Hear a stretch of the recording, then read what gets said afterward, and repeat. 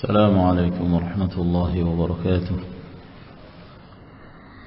إن الحمد لله نحمده ونستعينه ونستغفره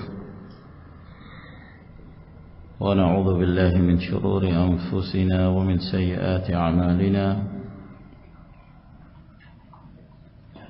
من يهده الله فلا مضل له ومن يضلل فلا هادي له. وأشهد أن لا إله إلا الله وحده لا شريك له. وأشهد أن محمدا عبده ورسوله. يا أيها الذين آمنوا اتقوا الله حق تقاته ولا تموتن إلا وأنتم مسلمون. يا أيها الناس اتقوا ربكم الذي خلقكم من نفس واحدة وخلق منها زوجها وبث منهما رجالا كثيرا ونساء. واتقوا الله الذي تساءلون به والأرحام إن الله كان عليكم رقيبا. يا أيها الذين آمنوا اتقوا الله وقولوا قولا سديدا يصلح لكم أعمالكم ويغفر لكم ذنوبكم ومن يطع الله ورسوله فقد فاز فوزا عظيما. أما بعد فإن خير الكلام كلام الله تبارك وتعالى وخير الهدي هدي محمد صلى الله عليه وعلى آله وسلم وشر الأمور محدثاتها فإن كل محدثة بدعة وكل بدعة ضلالة وكل ضلالة في النار.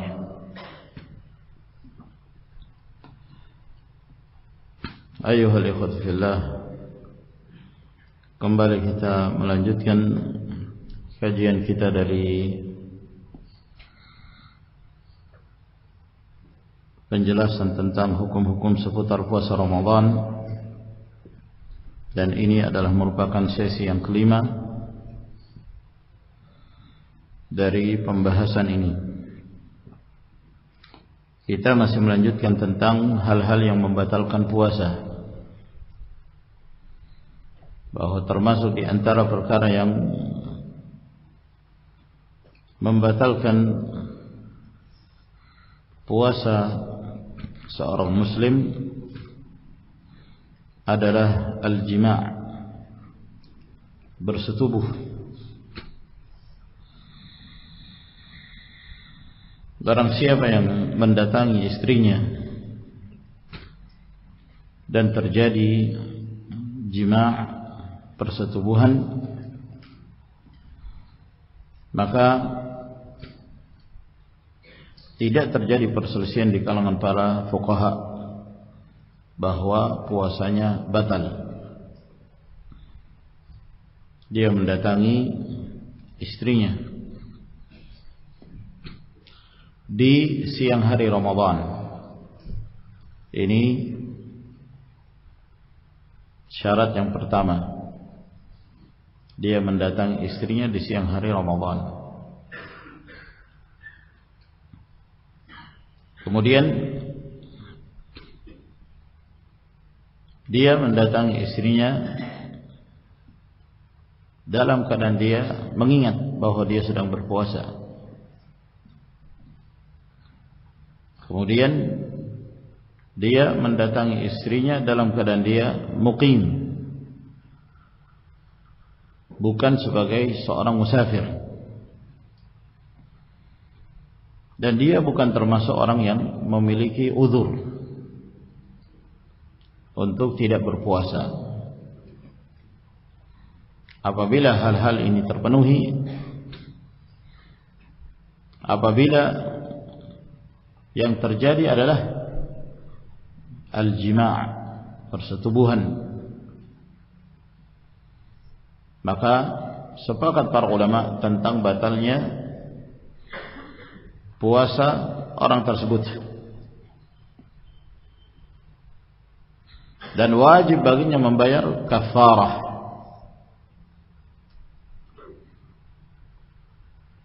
Tidak ada perselisihan di kalangan para fuqaha dalam hal ini. Disebutkan ijma' ulama oleh Ibnu Qudamah dan yang lainnya. Dalam sebuah hadis yang diriwayatkan oleh Imam Al-Bukhari dan Muslim dari hadis Abu Hurairah radhiyallahu anhu, bahwa ada seorang lelaki datang kepada Nabi sallallahu alaihi wasallam, lalu dia mengatakan, halakt, sungguh aku telah binasa wahai Rasulullah. Nabi sallallahu alaihi wasallam bertanya, wa ma ahlakak, apa yang menyebabkan engkau binasa?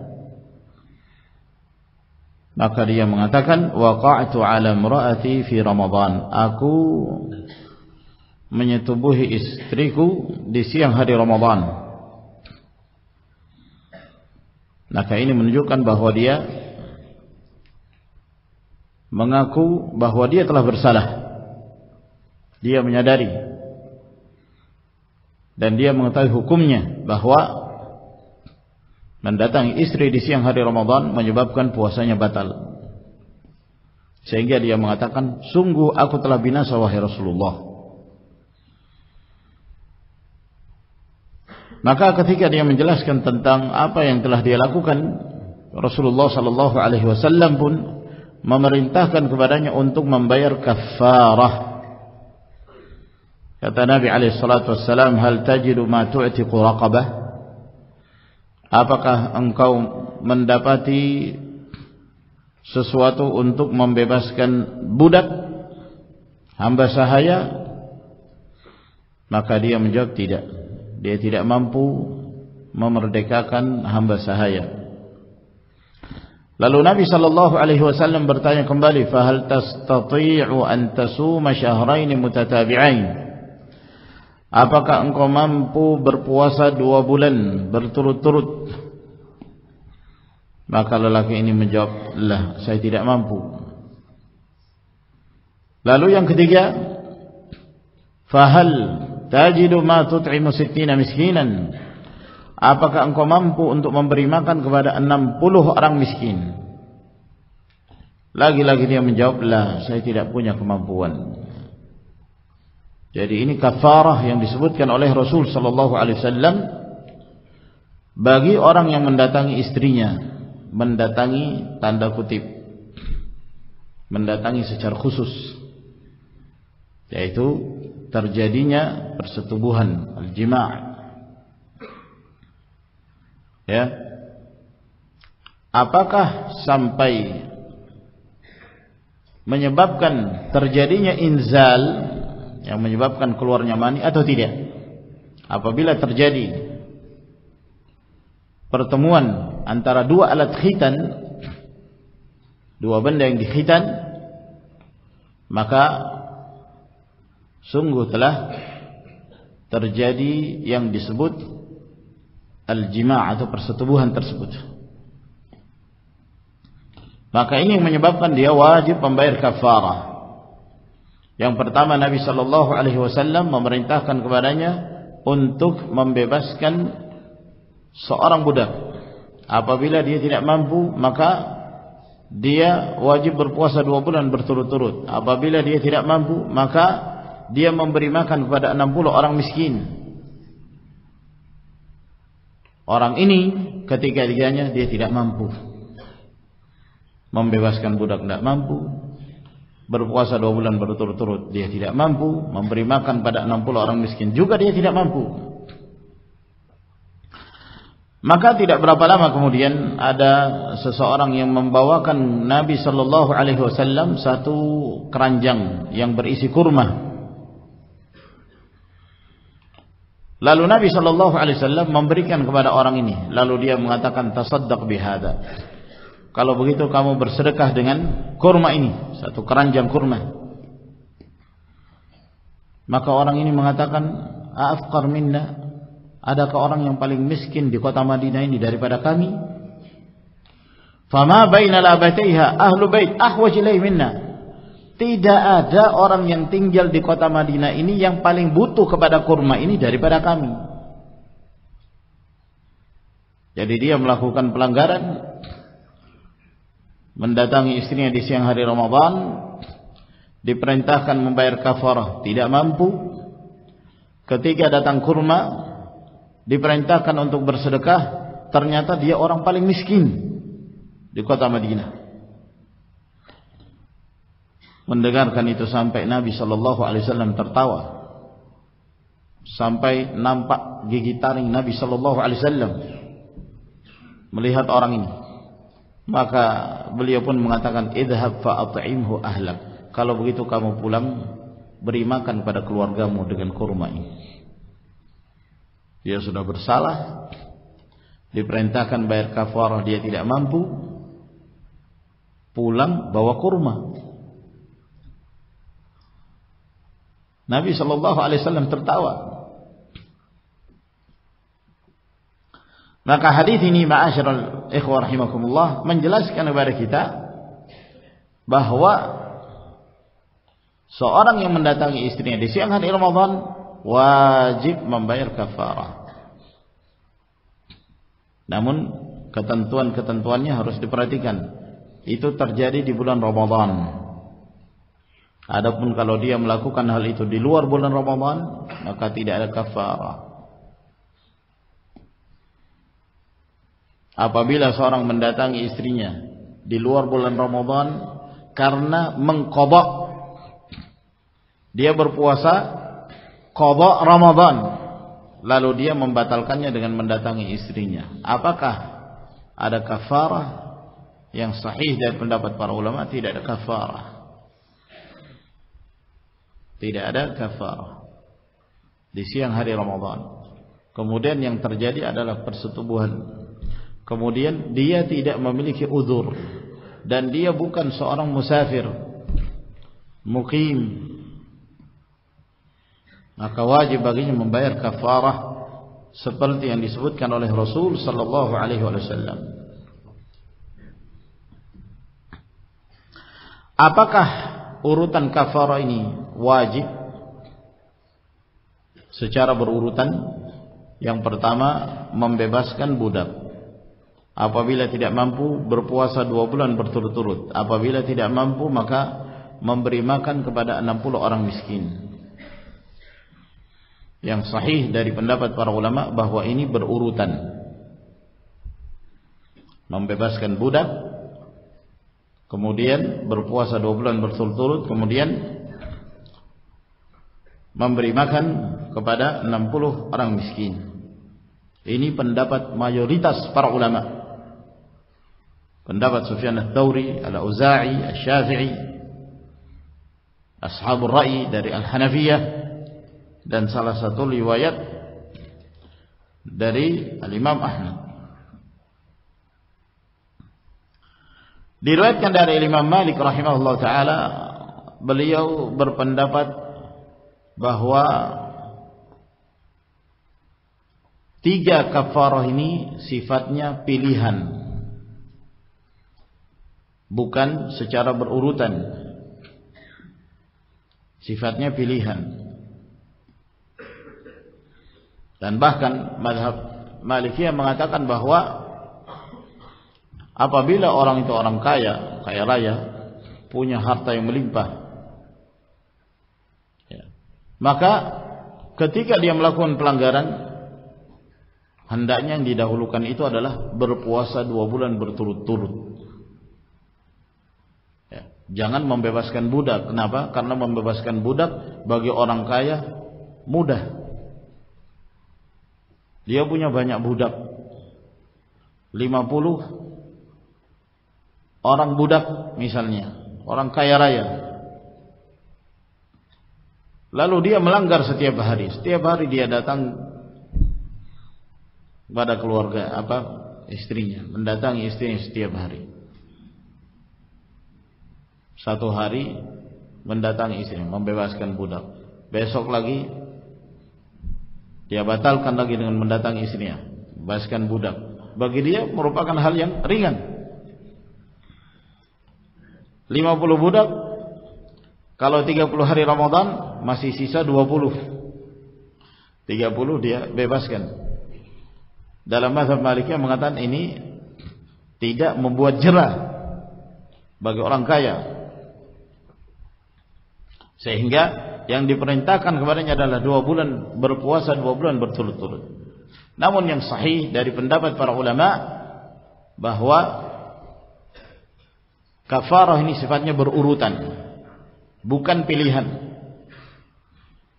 Ini yang diriwayatkan dari hadis Abu Hurairah secara lafaz, dan itu yang terjadi antara percakapan Nabi sallallahu alaihi wasallam dengan orang yang melakukan pelanggaran ini. Yang pertama kali yang ditanyakan oleh Rasul sallallahu alaihi wasallam tentang membebaskan budak, dia tidak mampu, lalu kemudian kafarah yang berikutnya berpuasa 2 bulan berturut-turut, tidak mampu, maka kafarah yang berikutnya memberi makan kepada 60 orang miskin. Maka ini yang sahih. Adapun yang diriwayatkan oleh Imam Muslim, ada satu riwayat dalam riwayat Imam Muslim bahwa di dalam riwayat itu disebutkan pilihan bahwa Nabi sallallahu alaihi wasallam memerintahkan kepadanya membebaskan budak atau berpuasa 2 bulan berturut-turut atau memberi makan pada 60 orang miskin. Lafaznya itu dengan menggunakan artinya atau. Lalu difahami bahwa atau di sini menunjukkan pilihan, bukan secara berurutan. Namun yang zahir bahwa hadis ini diriwayatkan secara makna, bukan secara lafaz. Adapun yang meriwayatkan secara lafaz yang menyebutkan kronologi pertemuan antara Nabi sallallahu alaihi wasallam dengan lelaki yang mendatangi istrinya di siang hari Ramadan, itu disebutkan secara berurutan. Maka yang sahih adalah pendapat jumhur mayoritas para ulama. Permasalahan yang berikutnya, apakah diwajibkan bagi seorang yang mendatangi istrinya di siang hari Ramadan, apakah diwajibkan baginya mengqadha puasa? Apakah ada hutang puasa akibat dia membatalkan puasanya dengan cara mendatangi istrinya tersebut? Apakah ada qadha? Kalau kafarah jelas, kafarah wajib baginya berdasarkan urutan yang telah kita sebutkan. Tapi apakah itu menjadi hutang puasa baginya? Ini juga terjadi perselisihan di kalangan para fuqaha. Sebagian para ulama mengatakan yang wajib baginya kafarah dan qadha. Jadi itu menjadi hutang puasa yang harus dia lunasi, dan dia juga harus membayar kafarah. Ini madhab Imam Malik, Imam Ahmad, Abu Hanifah dan Asy-Syafi'i dalam pendapat beliau yang paling nampak. Ada pendapat yang lain dari pendapat Imam Syafi'i. Beliau mengatakan bahwa tidak ada kewajiban mengqadha, cukup bagi dia kafarah. Cukup bagi dia kafarah, membayar kafarah yang telah kita sebutkan.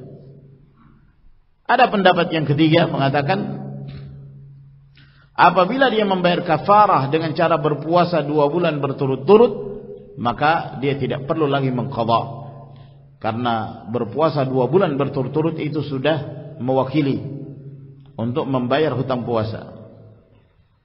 Namun apabila dia membayar kafarah dengan cara memerdekakan budak atau memberi makan kepada 60 orang miskin, maka dia harus mengqadha. Jadi ini 3 pendapat yang masyhur dari para ulama. Yang menjadi sebab terjadinya perselisihan adanya tambahan riwayat yang menyebutkan ketika terjadinya pertemuan antara Nabi sallallahu alaihi wasallam dengan lelaki yang mendatangi istrinya di siang hari Ramadan ini, dalam riwayat itu ada tambahan di luar riwayat Bukhari dan Muslim, bahwa Rasulullah sallallahu alaihi wasallam mengatakan kepadanya, "Sum yauman makanah." Berpuasalah engkau satu hari untuk mengganti puasa yang engkau batalkan pada saat engkau mendatangi istrimu. Sum yauman makanah. Riwayat ini, ma'asyiral ikhwah rahimakumullah, tidak diriwayatkan oleh Imam Bukhari, tidak diriwayatkan oleh Imam Muslim, tapi di luar Bukhari Muslim. Dan tambahan ini yang menjadi perselisihan di kalangan para ulamaul hadis. Apakah tambahan lafaz ini sahih atau tidak? Terjadi khilaf. Ya. Kalau kita mengatakan hadis ini sahih, maka jelas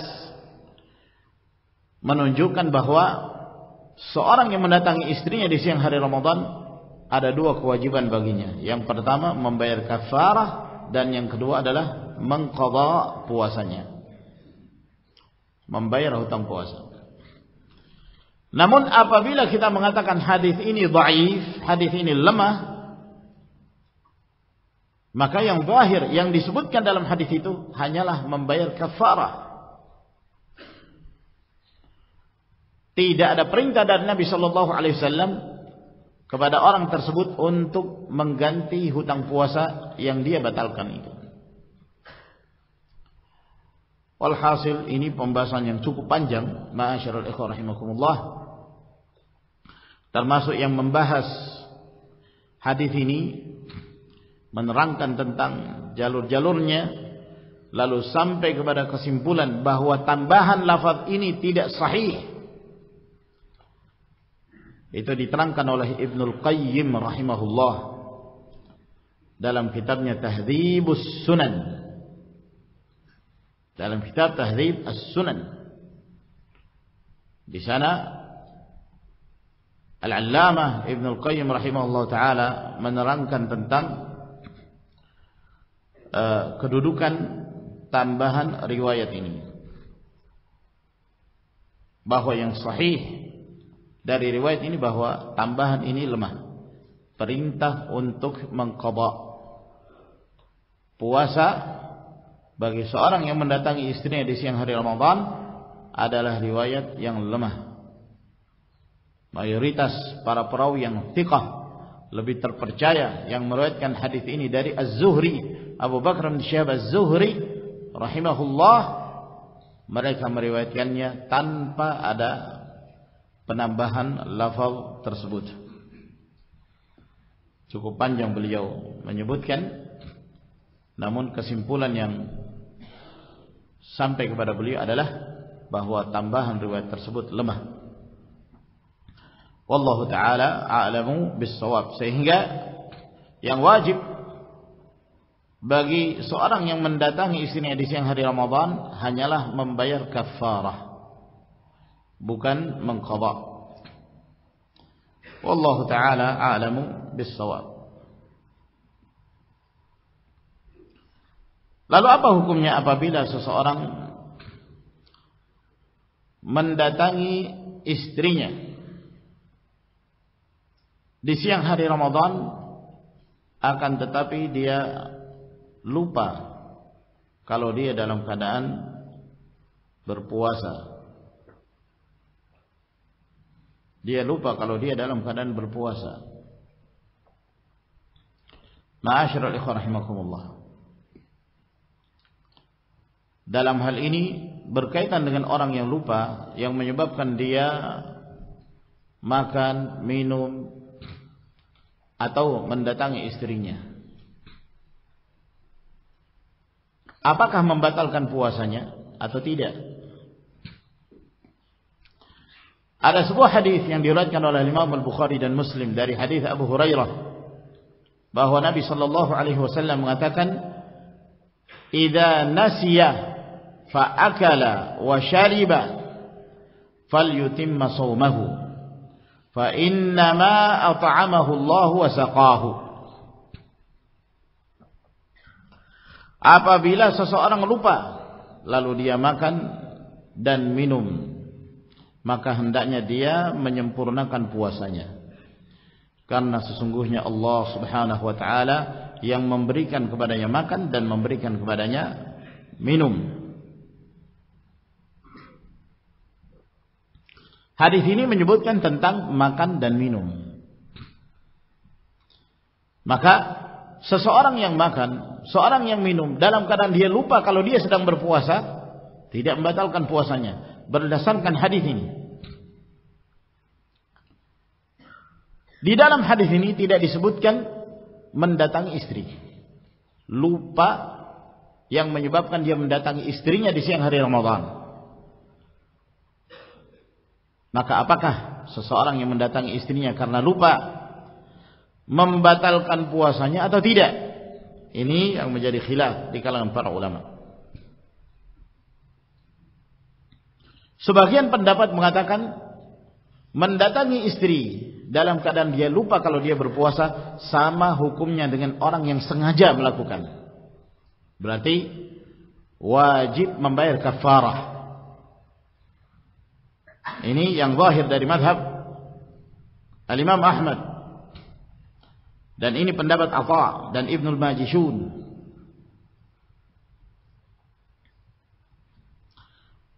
Namun diriwayatkan oleh Abu Daud dari Al-Imam Ahmad bahwa Imam Ahmad dalam riwayat yang lain beliau tidak berani menjawab. Beliau tidak berani memberi jawaban apakah wajib baginya kafar atau tidak tentang orang yang mendatangi istrinya di siang hari Ramadan dalam keadaan dia lupa. Dalam riwayat yang lain dari Al-Imam Ahmad pula nampak bahwa beliau mengatakan tidak ada qada. Dia tidak perlu mengganti puasanya dan tidak ada kafarah karena dia dalam keadaan lupa. Dan ini pendapat banyak dari kalangan para ulama, di antaranya Al-Imam Syafi'i, Al-Hanafiyah, Sufyan Ats-Tsauri, Mujahid.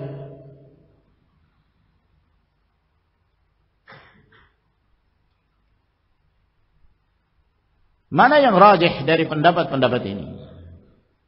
Yang sahih bahwa tidak ada perbedaan antara makan, minum dan mendatangi istri. Seluruhnya apabila seseorang melakukannya karena lupa, maka hal itu tidak membatalkan puasanya. Tidak ada perbedaan. Bahkan ada satu riwayat yang diriwayatkan oleh Ibnu Hibban dari Abu Hurairah disebutkan dengan lafaz bahwa Nabi sallallahu alaihi wasallam mengatakan man aftara fi syahri Ramadan nasiyan fala qada'a alaihi wala kaffarah. Barang siapa yang melakukan pembatal puasa di bulan Ramadan karena lupa. Pembatal puasa di sini berarti sifatnya umum. Makan, minum termasuk mendatangi keluarganya. Man aftar, siapa yang melakukan pembatal puasa di bulan Ramadan karena lupa, kata Nabi, fala qada'a alaihi wala kaffarah. Maka tidak ada qada dan tidak ada kafarah. Ini yang sahih dari pendapat para ulama bahwa tidak ada qada baginya dan tidak ada kafarah. Dan ini juga pendapat yang dikuatkan oleh Syekhul Islam Ibn Taimiyah rahimahullah. Demikian pula As-San'ani rahimahullah.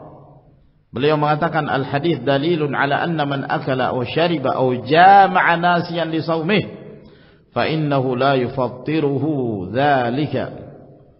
Hadis ini dalil yang menunjukkan bahwa orang yang makan atau minum atau mendatangi keluarganya dalam keadaan dia lupa kalau dia sedang berpuasa, bahwa hal tersebut tidaklah membatalkan puasanya. Juga disebutkan oleh Al-Hafidh An-Nawawi rahimahullah. Kata beliau, fihi dalalatun li madhhabil aktsarin anna as-sha'ima idza akala aw syariba aw jama'a nasiyan la yuftir. bahwa di dalam hadis ini terdapat dalil yang menguatkan madhab mayoritas para ulama bahwa orang yang berpuasa apabila dia makan atau minum atau mendatangi istrinya lupa hal tersebut tidaklah membatalkan puasanya. Ini yang sahih bahwa tidak membatalkan. Namun cukup mengherankan kalau kedua-duanya lupa. Dua-duanya lupa. Tidak ada pura-pura lupa ya. Kalau pura-pura lupa berarti ingat itu. Nah, suaminya lupa, istrinya juga lupa. Oh, memang aneh kalau dua-duanya lupa ini. Kalau suaminya lupa, istrinya ingat. Apakah dia wajib mengingatkan suaminya? Ini juga berselisih. Yang sahih dari pendapat para ulama, dia wajib mengingatkan istrinya, suaminya. Nah, apabila yang lupa suaminya, istrinya mengingat, hendaknya istri mengingatkan suami. Ya. Atau sebaliknya. Dan ini pendapat yang dikuatkan oleh Syekh bin Baz, Syekh Ibnu Utsaimin dengan dalil hadis Nabi sallallahu alaihi wasallam, "Man ra'a minkum munkaran." Siapa di antara kalian yang melihat kemungkaran? Kan dia lihat kemungkaran, mendatangi istrinya di siang hari Ramadan, kemungkaran, maka dia wajib mengingatkan.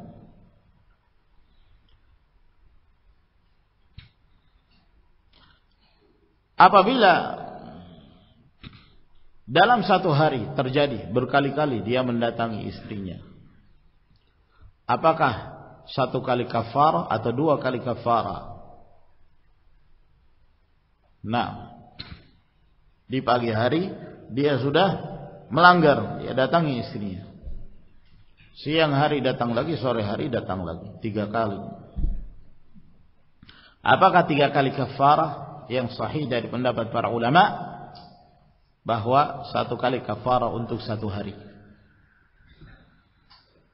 Karena yang pertama sudah membatalkan, sehingga yang berikutnya tidak lagi mempengaruhi. Dia telah merusak puasanya. Namun apabila itu terjadi di hari yang berikutnya, maka itu kafarah yang baru.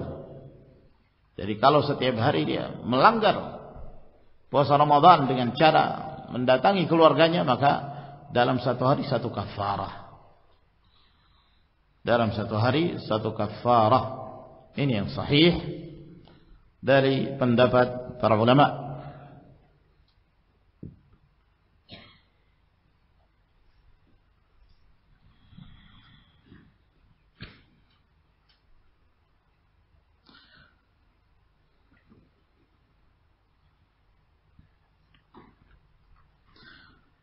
Lalu termasuk di antara pembatal puasa yang disebutkan oleh para ulama adalah sengaja muntah.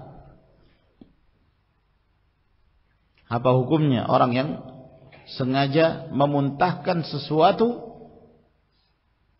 yang berasal dari dalam tubuhnya, dia muntahkan, dia keluarkan. Sebelum saya melanjutkan, saya perlu mengoreksi tadi di sesi yang sebelumnya, ya, mumpung saya masih ingat, tadi ada yang meralat, yang memberitahu saya tadi meralat bahwa yang benar bukan tenggorokan tapi kerongkongan. Tenggorokan itu jalur pernafasan, kerongkongan itu jalur makanan. Jadi yang benar kerongkongan. Dari mulut masuk melalui jalur kerongkongan. Kerongkongan masuk ke lambung. Dari lambung masuk ke usus. Usus masuk ke anus. Nah, lalu apa hukumnya orang yang muntah? Sengaja memuntahkan apa yang berasal dari dalam tubuhnya, dia muntahkan. Ma'asyiral ikhwah rahimakumullah, adapun seorang yang muntah tanpa sengaja tapi terkalahkan oleh sesuatu, atau dia mencium sesuatu, atau dia melihat sesuatu yang menyebabkan dia muntah bukan karena kesengajaan, maka sepakat para ulama hal tersebut tidak membatalkan puasa. Karena yang membatalkan itu yang masuk, bukan yang keluar. Yang membatalkan puasa kalau masuk, makanan masuk, minum masuk, ini keluar, maka tidak membatalkan puasa.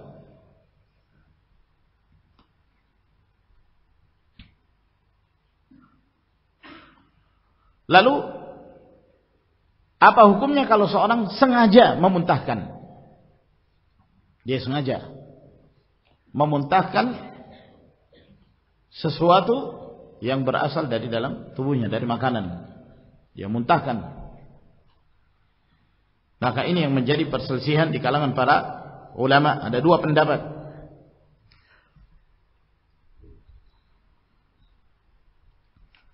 Pendapat yang pertama mengatakan bahwa hal tersebut membatalkan puasa. Hal tersebut membatalkan puasanya.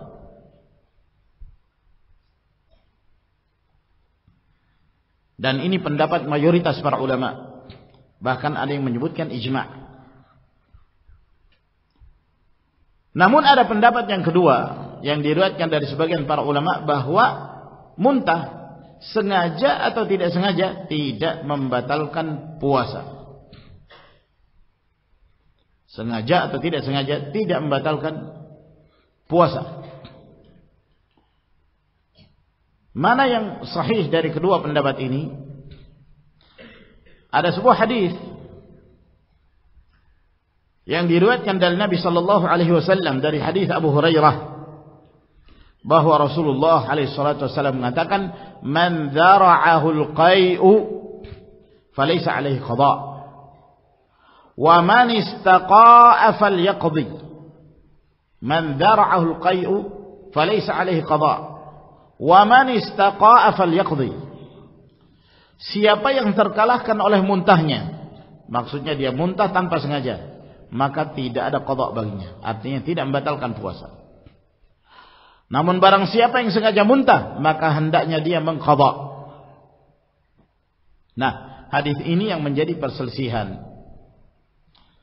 Kalau kita mengatakan hadis ini sahih, maka berarti kita mengatakan orang yang sengaja muntah itu menyebabkan puasanya batal. Namun sebagian para ulama menghukumi hadis ini mu'all, ada cacat dalam riwayatnya.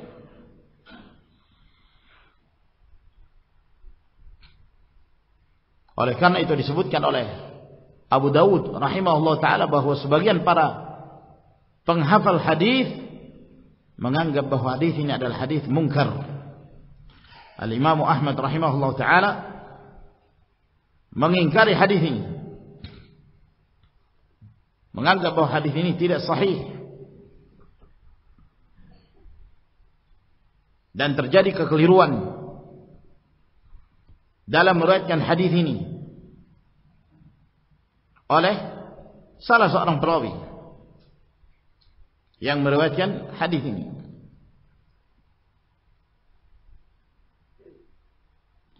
Demikian pula Imam Al-Bukhari rahimahullah ta'ala, beliau mengatakan la arahu mahfuzan, bahwa saya menganggap hadis ini tidak terjaga. Artinya hadis ini syadz, ganjil. Dan mereka menuduh perawi yang bernama Hisham bin Hassan yang meriwayatkan hadis ini dari Muhammad bin Sirin telah keliru dalam meriwayatkan hadis ini. Dan Syekh Muqbil bin Hadi Al-Wadi rahimahullah termasuk yang melemahkan riwayat ini, bahwa di dalam hadis ini ada yang keliru dalam meriwayatkan, yaitu Hisham bin Hassan, sehingga hadis ini termasuk hadis yang dilemahkan. Apabila kita mengatakan hadis ini dhaif, berarti kembali kepada hukum asal, bahwa muntah itu mengeluarkan, bukan memasukkan. Yang membatalkan itu kalau memasukkan makanan, muntah mengeluarkan, maka asalnya tidak membatalkan puasa. Wallahu ta'ala a'lamu bis-shawab.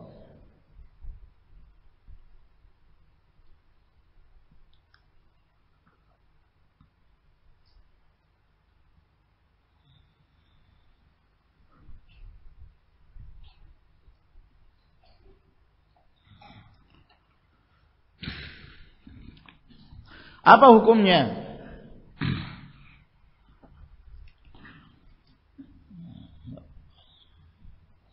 melakukan muda'abah dengan istri di siang hari Ramadan, bercumbu dengan istrinya tanpa persetubuhan? Apa hukumnya?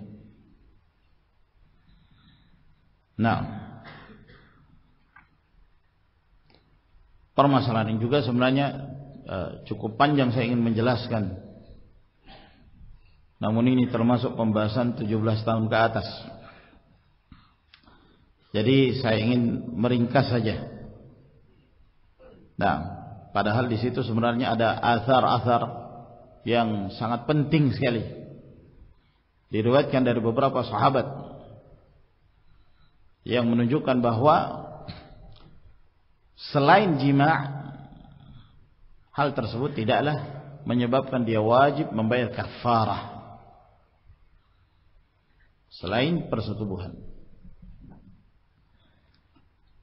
Seseorang misalnya dia mendatangi istrinya, dalam artian dia mencium atau yang semisalnya, atau lebih dari itu selain persetubuhan, lalu menyebabkan keluar, terjadi inzal, apakah yang demikian membatalkan puasanya? Maka ini juga terjadi khilaf di kalangan para ulama. Namun ada hadis yang dikeluarkan oleh Ibnu Khuzaimah rahimahullah dari Aisyah radhiyallahu taala anha dan disahihkan oleh Al-Allamah Al-Albani rahimahullah. Kata Aisyah, kana sallallahu alaihi wasallam yubashiru wa huwa sha'im, thumma yaj'alu bainahu wa bainaha thawban, yakni al-farj. Bahwa Rasulullah sallallahu alaihi wasallam melakukan mubasyarah dengan istrinya dalam keadaan dia berpuasa. Ya, yang dimaksud mubasyarah di sini yang bukan persetubuhan, yang bukan jima'. Rasulullah melakukan dalam keadaan beliau berpuasa.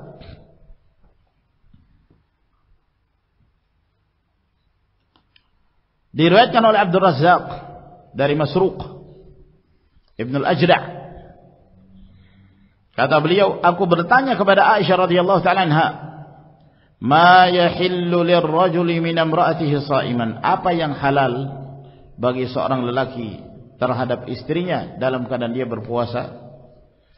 Kata Aisyah, kullu syai' illa al-jima', segala sesuatu, semuanya halal kecuali al-jima'.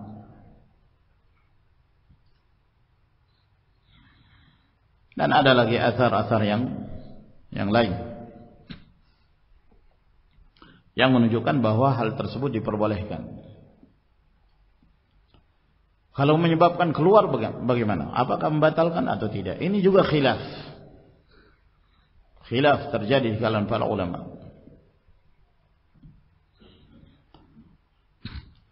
Adapun Ibn Hazm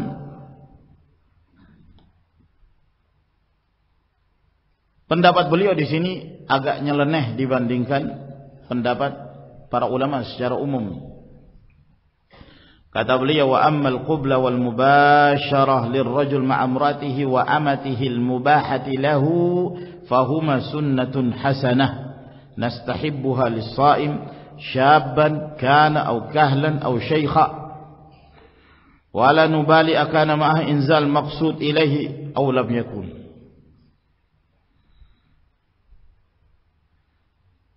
Kalau antum lihat anak tersenyum begini, ya berarti ada sesuatu ini dari ucapan beliau. Nah, kata beliau bahwa al-qublah, mencium, kemudian mubasyarah, ya, bercumbu dengan keluarganya, seorang laki terhadap istrinya, atau budak perempuannya yang dihalalkan untuknya, dia mengatakan ini sunnah hasanah. Wah, sunnah hasanah. Kami menganjurkan itu bagi orang yang berpuasa, apakah dia pemuda atau dia sudah tua atau dia separuh tua, bagi dia tidak ada perbedaan. Apakah menyebabkan terjadinya inzal, menyebabkan keluarnya mani atau tidak. Namun pendapat ini kalau dikatakan sunnah hasanah agak berlebihan. Namun kita mengatakan mubah, diperbolehkan, karena dilakukan oleh Nabi sallallahu alaihi wasallam. Nah, bagi yang ingin membaca dan menelaah lebih panjang tentang masalah ini, diterangkan oleh Al-Imam Al-Albani rahimahullah ta'ala dalam kitabnya Tamamul Minnah fi at-ta'liq ala fiqh sunnah. Di sana beliau menyebutkan beberapa riwayat-riwayat yang menguatkan pendapat bahwa tidak ada qadha, tidak membatalkan puasa, dan tidak ada kafarah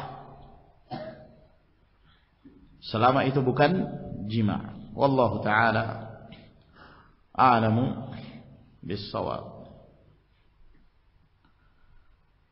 Kemudian ma'asyiral ikhwah rahimakumullah, ada beberapa hal yang hendaknya diperhatikan oleh seorang yang hendak berpuasa. Yang pertama, tentang disyariatkannya berbuka puasa dan hukum-hukum seputar berbuka puasa. Ada beberapa permasalahan yang penting untuk kita jelaskan. Yang pertama, bahwa pada saat berbuka puasa dianjurkan istihbabut ta'jil, dianjurkan untuk menyegerakan berbuka puasa. Begitu memasuki waktu maghrib langsung makan, jangan ditunda-tunda,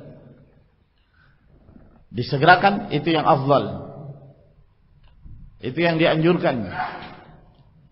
Jangan ditunda sampai lama, atau ditunda sampai muncul bintang, atau ditunda sampai isya. Nah, begitu memasuki waktu maghrib dianjurkan segera membatalkan puasanya. Dalam riwayat Bukhari dan Muslim dari hadis Sahal bin Sa'ad radhiyallahu anhu, bahwa Rasul sallallahu alaihi wasallam bersabda, "La yazalun nasu bi khair ma ajjalul fitra." Senantiasa manusia berada dalam kebaikan selama mereka menyegerakan berbuka puasa. Menyegerakan berbuka puasa. Dalam riwayat Al-Imam Muslim dari hadis Abu Atiyah, kata beliau, suatu ketika aku bersama Masruq mendatangi Aisyah radhiyallahu anha. Lalu kami bertanya, wahai Ummul Mukminin, ada dua orang dari sahabat Nabi sallallahu alaihi wasallam, salah satunya dia menyegerakan berbuka puasa dan menyegerakan salat. Yang satunya lagi dia mengakhirkan buka puasa dan mengakhirkan salat. Lalu Aisyah radhiyallahu ta'ala bertanya, siapa itu yang menyegerakan berbuka puasa dan menyegerakan salat? Maka kami menjawab, Abdullah bin Mas'ud. Beliau menyegerakan buka puasa dan menyegerakan salat. Abdullah bin Mas'ud, kata Aisyah radhiyallahu anha, kadzalika kana yasna'u Rasulullah sallallahu alaihi wasallam. Itulah yang dilakukan oleh Rasulullah alaihi salatu wassalam. Maka hadis-hadis ini menunjukkan dianjurkan menyegerakan berbuka puasa. Dalam riwayat Bukhari dan Muslim dari hadis Abdullah bin Umar, kata Nabi sallallahu alaihi wasallam, idza aqbala al-lailu min hahuna wa adbara an-nahar wa ghabat asy-syams faqad aftara as-shaim. Apabila telah datang malam dan telah hilang siang dan matahari telah terbenam, maka sungguh orang yang berpuasa itu telah berbuka. Kata para ulama, yang dimaksud faqad aftara as-shaim ini adalah khabar yuradu bihil insya, berita, tapi yang dimaksud perintah. Faqad aftara as-shaim maksudnya hendaknya orang yang berpuasa itu segera berbuka apabila matahari telah terbenam, meyakinkan. Maka disebutkan oleh An-Nawawi rahimahullah taala, fihi al-hathu ala ta'jilihi ba'da tahaqquqi ghurub asy-syams. Maka di dalam hadis ini terdapat dalil anjuran untuk menyegerakan berbuka puasa setelah meyakini bahwa matahari telah terbenam.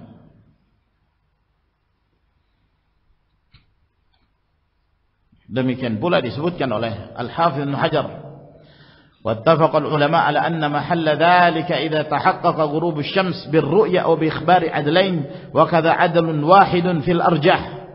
Sepakat para ulama tentang dianjurkannya menyegerakan buka puasa apabila diyakini bahwa matahari benar-benar telah terbenam, apakah dengan melihat secara langsung atau melalui berita orang yang adil, apakah 2 orang atau bahkan 1 orang. Kata beliau, menurut pendapat yang lebih kuat itu cukup untuk menunjukkan bahwa waktu maghrib telah masuk dan dihalalkan bagi seorang untuk membatalkan puasanya. Lalu apa hukumnya orang yang berbuka puasa sebelum masuknya waktu? Dia membatalkan puasanya tanpa uzur sebelum masuknya waktu. Ini termasuk dosa besar. Ma'asyiral muslimin rahimakumullah. Dalam hadis yang diriwayatkan oleh An-Nasa'i dalam Al-Kubra, Ibnu Khuzaimah, Ibnu Hibban, Al-Hakim dalam Mustadrak dengan sanad yang sahih dari Abu Umam Al-Bahili radhiyallahu anhu, bahwa beliau mendengarkan Rasulullah sallallahu alaihi wasallam bersabda. Panjang hadis ini, namun dalam potongan hadis tersebut kata beliau, baina ana naimun idh atani rajulani fa akhadha bi dhab'ayya fa ataya bi jabalan wa'ran fa qala li. Ketika aku sedang tidur, tiba-tiba ada 2 orang lelaki mendatangiku.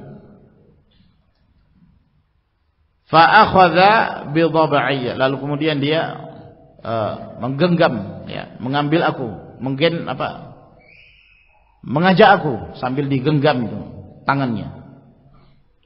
Yang satu mengambil tangannya yang di sebelahnya, yang satu juga mengambil tangannya dia. Nabi sallallahu alaihi wasallam diajak. Lalu kemudian keduanya pun mendatangi bersamaku ke sebuah bukit. Bukit yang terjal, sulit.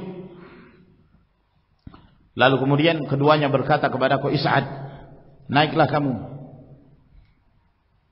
Maka aku pun naik sampai aku berada di atas bukit.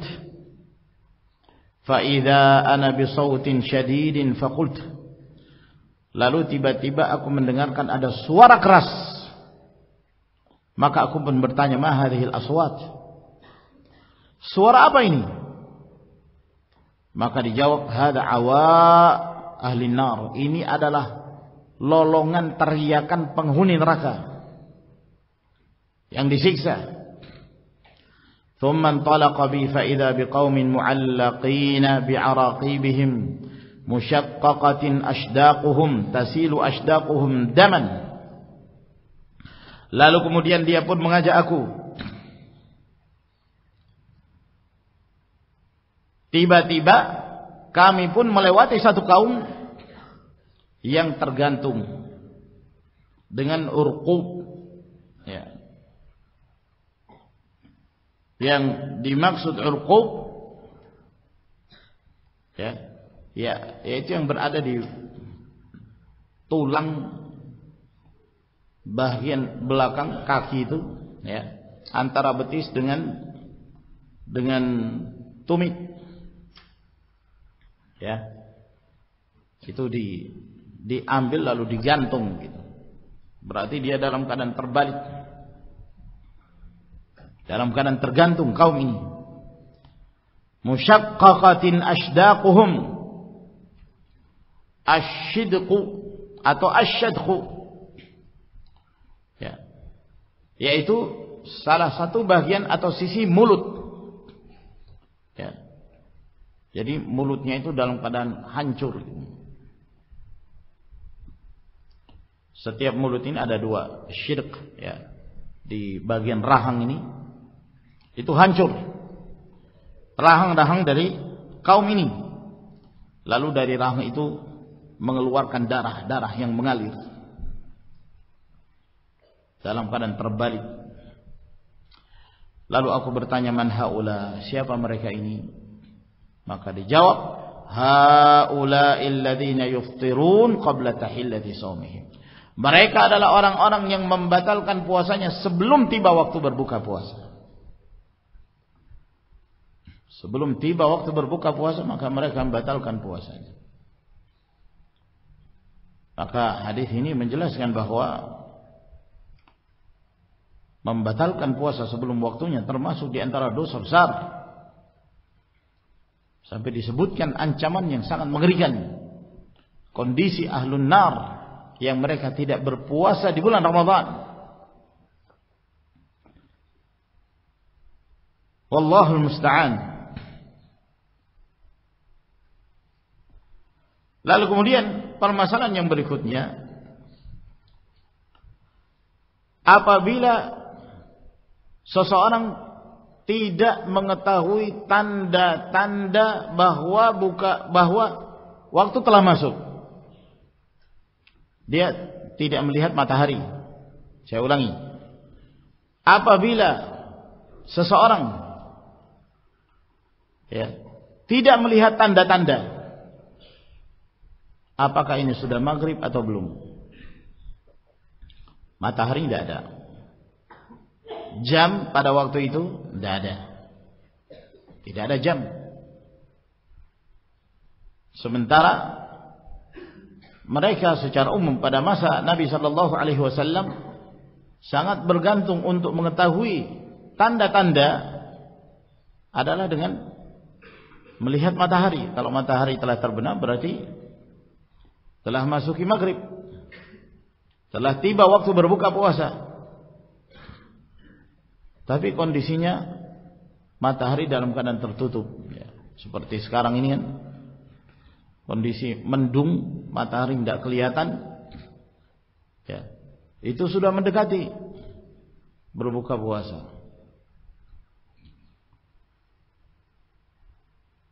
Dia menyangka bahwa matahari telah terbenam karena gelap, maka dia pun makan.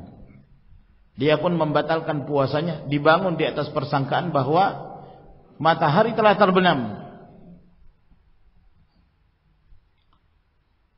Lalu kemudian setelah itu, setelah dia makan, tiba-tiba cuaca menjadi terang, matahari masih terlihat. Apakah puasanya menjadi batal? Disebabkan karena dia telah makan. Karena dibangun di atas persangkaannya bahwa matahari telah terbenam. Setelah dia makan, cuaca menjadi cerah dan matahari masih terlihat.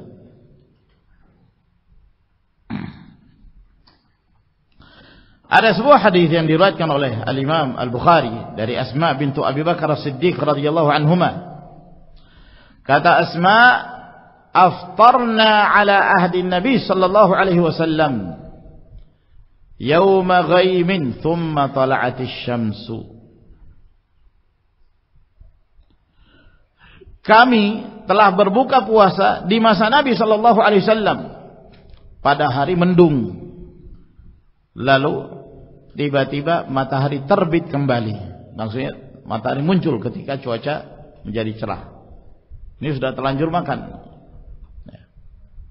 Kalau di zaman sekarang, ma'asyiral ikhwah rahimakumullah, sebenarnya lebih mudah. Ya, dengan adanya jam, ya, kita bisa mengetahui. Ya, karena secara umum perbedaan antara satu hari dengan hari yang berikutnya itu bisa diketahui setiap tahun, sehingga bisa ditentukan dengan jam, walaupun kondisi mendung, walaupun tidak terlihat matahari. Ya. Tapi kita berbicara tentang satu kondisi di mana seorang misalnya tidak memiliki jam dan dia sangat bersandar kepada kondisi alam. Matahari tidak terlihat, kondisi cuaca gelap, seakan-akan malam sudah tiba, lalu dia membatalkan puasanya, menyangka bahwa telah tiba waktu berbuka puasa. Tiba-tiba cerah kembali. Apakah yang demikian membatalkan puasa? Ini juga terjadi khilaf di kalangan para ulama tentang apakah orang yang seperti ini keadaannya wajib mengqadha puasanya atau tidak. Jumhur ulama, mayoritas para ulama mengatakan wajib diqadha, wajib mengganti puasanya, karena puasa yang dia di hari itu yang dia makan sebelum waktunya karena menyangka bahwa matahari telah terbenam, ternyata tidak, dia telah membatalkan puasanya. Dan dia bukan orang yang lupa, dia hanya menyangka bahwa itu terbenam, ternyata tidak. Maka jumhur ulama mengatakan wajib mengqadha. Dan pendapat ini dikuatkan oleh Syekh Abdul Aziz bin Baz rahimahullah. Nah, dan diriwayatkan dari Umar bin Khattab radhiyallahu taala anhu tentang wajibnya mengqadha. Sebagian para ulama mengatakan tidak ada kewajiban mengqadha, dan mereka menghukumi sama seperti orang yang lupa. Sebagaimana orang yang lupa, dia makan tidak ada qadha, tidak membatalkan puasanya, maka demikian pula orang yang menyangka bahwa matahari telah terbenam menyebabkan dia makan, sehingga tidak ada qadha baginya. Ini pendapat Al-Hasan Al-Basri dan pendapat Ishaq dan Ahlul Zahir, Al-Zahiriyah. Namun pendapat yang lebih berhati-hati dalam hal ini, ma'asyiral ikhwah rahimakumullah, adalah pendapat jumhur ulama, pendapat mayoritas para ulama tentang wajibnya mengqadha. Wajibnya mengqadha. Ini kadang-kadang terjadi ya kawan. Sebagian, ya, oleh karena itu jangan seorang bermudah-mudahan. Ya, alhamdulillah adanya jam itu sangat membantu. Di saat kondisi gelap, kondisi mendung, jam sangat membantu. Sehingga dia tidak membatalkan puasanya, dia tidak berbuka kecuali dalam keadaan dia betul-betul telah meyakini waktu berbuka puasa telah tiba. Adapun dibangun di atas persangkaan, dia menyangka bahwa telah terbenam, ternyata belum. Matahari belum terbenam, maka dia wajib mengqadha puasa tersebut. Ini pendapat jumhur ulama. Lalu di sini ada permasalahan. Seorang akan berangkat dengan pesawat. Sebelum berangkat dia berbuka puasa. Dia berbuka puasa di daratan, dia belum naik pesawat. Tiba waktu buka puasa, maka dia pun makan. Dia makan, minum, karena matahari telah terbenam, meyakinkan. Setelah makan, minum, dia naik pesawat. Ketika dia naik pesawat, dia melihat matahari. Naik pesawat, lihat matahari. Apa hukumnya? Apakah puasanya batal? Karena tadi dia berbuka, dibangun di atas ghurubus syams, bahwa matahari telah terbenam. Namun ketika dia naik pesawat, karena pesawatnya tinggi, matahari masih terlihat. Apa hukumnya? Apakah puasanya batal? Yang sahih puasanya tidak batal. Puasanya sah. Karena dia telah mengamalkan hadis Nabi sallallahu alaihi wasallam, wa gharabatis syams, matahari telah terbenam. Ya. Sehingga tidak memudaratkan pada saat dia naik lalu matahari terlihat kembali, itu tidak memudaratkan. Dia telah berbuka puasa. Berbeda halnya kalau dia naik pesawat sebelum berbuka puasa, sebelum tiba waktu maghrib, dia sudah naik pesawat. Karena dia naik pesawat, tentu berada di ketinggian yang masih memungkinkan bagi dia untuk melihat matahari, yang mungkin orang yang ada di daratan itu sudah tidak melihat matahari, matahari sudah terbenam. Misalnya waktu Balikpapan, di Balikpapan biasanya berbuka puasa pada jam 6:15 menit. Lewat 15 menit. Maka dia naik pesawat. Di atas pesawat jam sudah menunjukkan 6:30. Dia orang Balikpapan.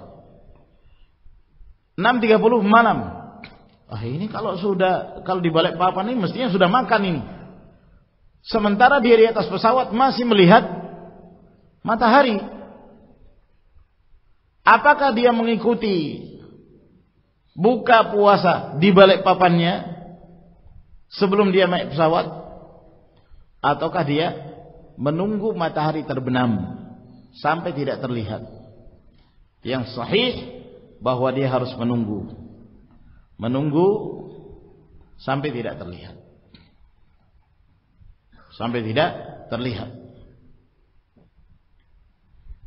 Oleh karena itu, misalnya seorang yang tinggal di satu daerah, dia telah melihat matahari sudah terbenam, maka dia boleh berbuka puasa. Di daerah yang sama, tapi dia tinggal di ketinggian, di gunung yang tinggi, dia masih melihat matahari, maka orang yang tinggal di pegunungan tersebut harus menunggu sampai matahari tidak terlihat, baru kemudian dia berbuka puasa. Permasalahan yang berikutnya, apa yang diucapkan pada saat berbuka puasa? Ada beberapa hadis yang diriwayatkan yang menyebutkan tentang zikir yang dianjurkan diucapkan ketika berbuka puasa. Di antaranya hadis riwayat Abu Dawud, An-Nasa'i dalam As-Sunan Al-Kubra, Darqutni, Al-Hakim, Sunni dalam Amal Yawm wal Lailah,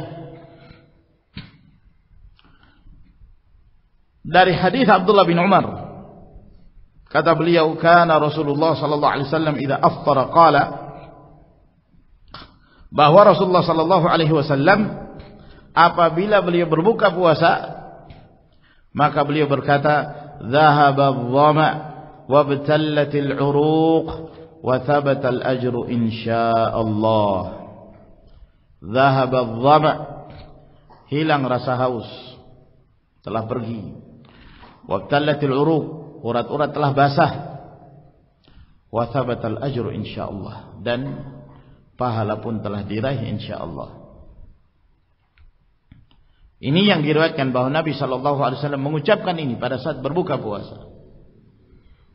Namun hadis ini di dalam sanadnya ada seorang perawi yang bernama Marwan bin Salim.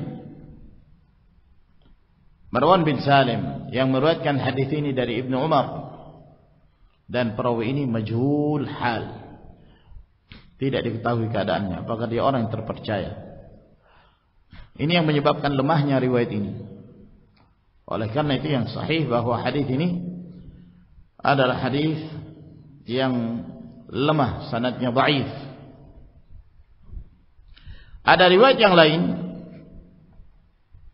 yang menyebutkan bahwa Nabi sallallahu alaihi wasallam apabila berbuka puasa maka beliau mengucapkan Allahumma laka sumna wa ala rizqika aftarna fataqabbal minna innaka antas sami'ul alim. Allahumma laka sumna, ya Allah, karenamu kami berpuasa. Wa ala rizqika aftarna, dan dari rezekimu kami berbuka puasa. Fataqabbal minna, maka terimalah amalan kami, innaka antas samiul alim. Dan hadis ini sangat lemah sekali, dhaif jiddan. Diriwayatkan oleh Darqutni dari jalur Abdul Malik bin Harun bin Antarah, dari ayahnya, dari kakeknya, dari Ibnu Abbas. Dan yang menyebabkan lemahnya hadis ini adalah perawi yang bernama Abdul Malik bin Harun bin Antarah. Perawi ini sangat lemah sekali.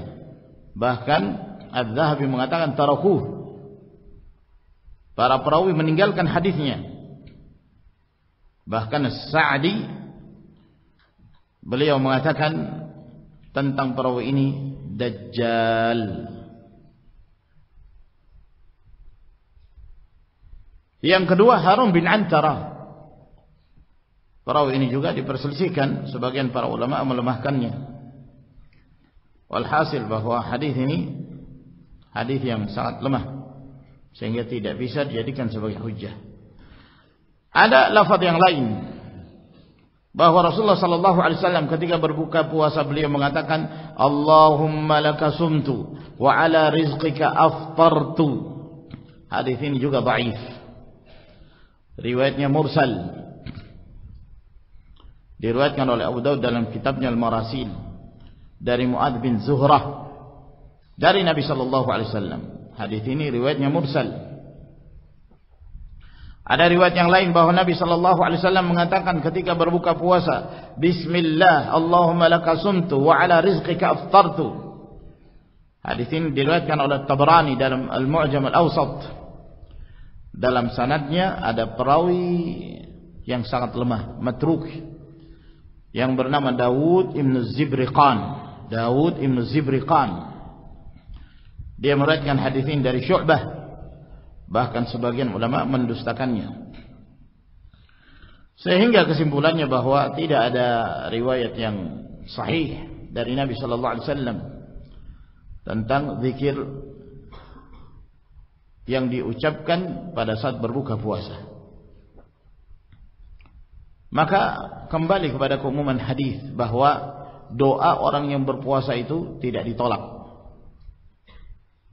Maka kapan saja seorang berdoa selama dia berpuasa, silakan. Di pagi hari, di siang hari, sore hari, mendekati berbuka puasa, dia berdoa kepada Allah Tabaraka wa Ta'ala, dianjurkan.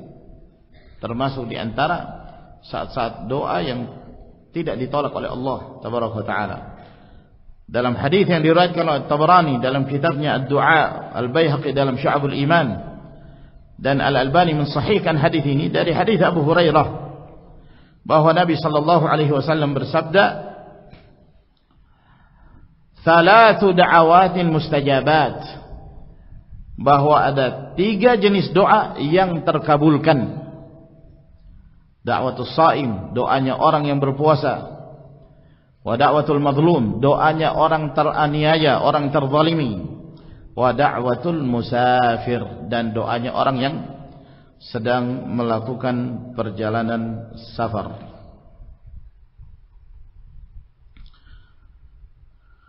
Lalu apa yang dianjurkan bagi seseorang yang berbuka puasa? Apa yang afdal baginya? Diriwayatkan oleh Imam Ahmad, Abu Dawud, Ad-Darqutni, Al-Hakim dan Al-Baihaqi dari Anas bin Malik radhiyallahu anhu.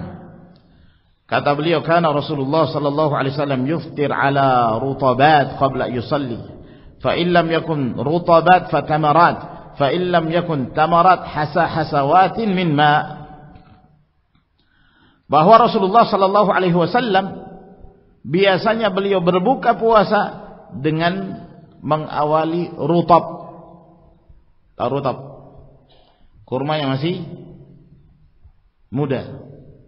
Bukan muda sekali. Ya, pertengahan lah. Ya. Biasanya warnanya kuning. Sebagian rutab berwarna merah atau hitam. Kurma yang masih muda. Ini yang biasa dijadikan sebagai awal pembuka puasa oleh Nabi sallallahu alaihi wasallam. Kalau di negeri kita ini sulit mendapatkan rutab. Tapi yang ingin berbuka puasa dengan rutab di Arab Saudi banyak. Secara umum mereka menyiapkan rutab di Masjid Nabawi, di Masjidil Haram di Makkah. Biasanya mereka menyiapkan rutab untuk dijadikan sebagai awal berbuka puasa. Kalau tidak ada, maka beliau makan kurma. Kurma yang sudah matang, tamr. Yang sudah matang. Kebanyakan yang sampai ke negeri kita ini, ya kurma yang sudah matang. Dengan berbagai macam jenisnya. Apabila tidak terdapat kurma, maka beliau meneguk beberapa teguk air. Beliau minum air. Nah, maka hadis ini, ma'asyara alaikum rahimakumullah, menunjukkan bahwa jika memungkinkan seseorang mengamalkan apa yang diamalkan oleh Rasulullah sallallahu alaihi wasallam dengan berbuka puasa rutab.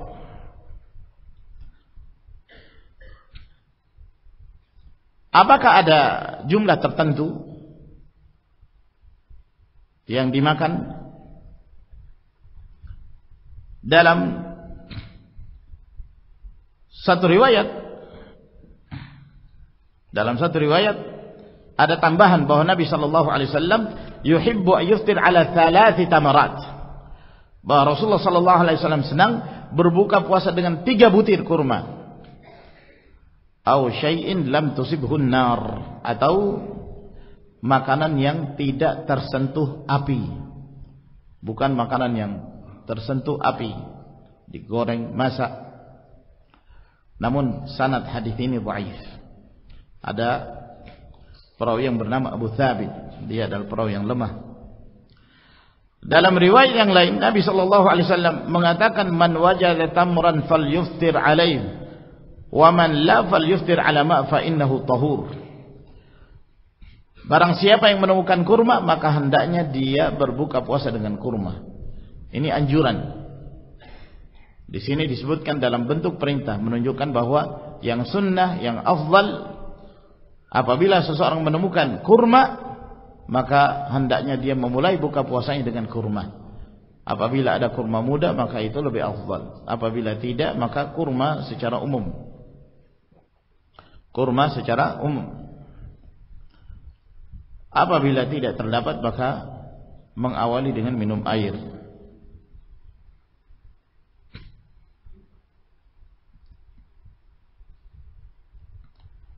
Apakah sholat dulu atau buka puasa dulu? Berbuka puasa dulu. Kalau dia sholat dulu berarti dia mengakhirkan buka puasa. Sementara dianjurkan untuk menyegerakan. Dalam riwayat Ibnu Khuzaimah, Abu Ya'la, Ibnu Hibban, dari Anas bin Malik kata beliau, ma ra'aitu an-nabi sallallahu alaihi wasallam qad shalla salat al-maghrib hatta yuftir walau kana ala syarbatin min ma'. Aku tidak pernah melihat Nabi sallallahu alaihi wasallam mengerjakan salat maghrib sampai beliau berbuka puasa. Meskipun beliau ketika berbuka puasa cukup dengan meneguk air. Cukup dengan meneguk air. Maka ini hadis-hadis menunjukkan bahwa dianjurkan berbuka puasa dengan kurma. Jika tidak terdapat, maka dengan air putih, bukan susu ya, air bening. Ini ma'asyara alaikum rahimakumullah yang kita terangkan pada pertemuan kita di sore hari ini. InsyaAllah ta'ala Masih ada satu sesi, kita lanjutkan setelah salat al-maghrib. Semoga Allah subhanahu wa ta'ala memberi tambahan ilmu dan tambahan iman kepada kita sekalian. Wa akhiru da'wana alhamdulillahi rabbil alamin. Wassalamu alaikum warahmatullahi wabarakatuh.